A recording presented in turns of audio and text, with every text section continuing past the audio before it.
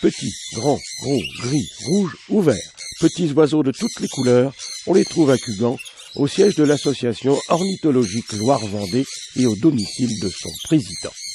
Cacatoès, perroquets, haras du monde entier, c'est là un musée de plumes et de becs hors du commun. Alors, cette association est née en janvier 1991 et nous étions à l'époque 7 adhérents. Aujourd'hui, nous sommes entre 80 et 90 adhérents. Alors, le but principal, c'est d'élever pour ne plus prélever, tout simplement. Donc, c'est-à-dire qu'on fait des échanges d'oiseaux entre éleveurs et on élève nos oiseaux. On essaye d'avoir les plus beaux si possible, bien sûr.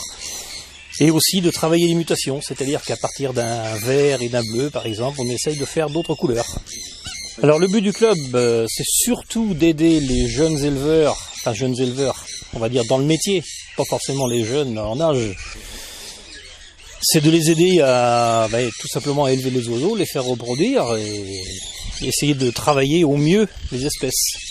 Alors là, il y a une réglementation qui est très précise là-dessus, on n'élève que les oiseaux exotiques. On n'élève pas les oiseaux indigènes, les indigènes étant les oiseaux de la nature chez nous. Et la réglementation est quand même très stricte.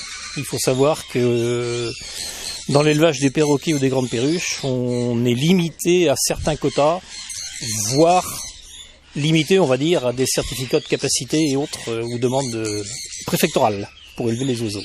Et ce qu'on essaye aussi de faire, c'est de faire participer nos adhérents aux concours départementaux, nationaux, régionaux et voire mondiaux.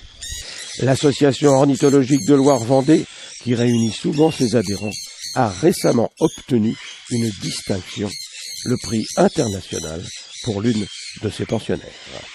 Alors, déjà l'an dernier, nous avions 2 championnes du monde.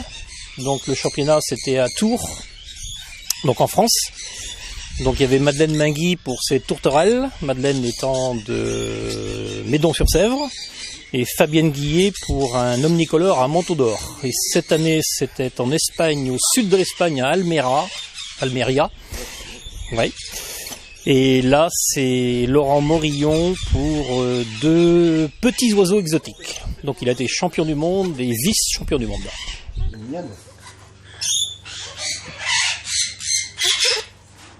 Volières sécurisées et surveillées, les oiseaux, dont certaines espèces assez rares, se sont ici parfaitement adaptés et se reproduisent même parfois avec l'aide de leur hôte.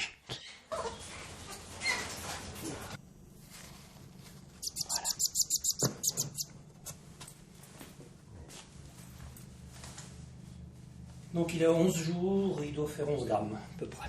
Alors dans les projets du club, il faut le dire, l'an prochain, c'est-à-dire en 2013, en octobre 2013, nous organiserons le championnat de France des oiseaux exotiques à Saint-Hilaire-de-Loulay, en Vendée.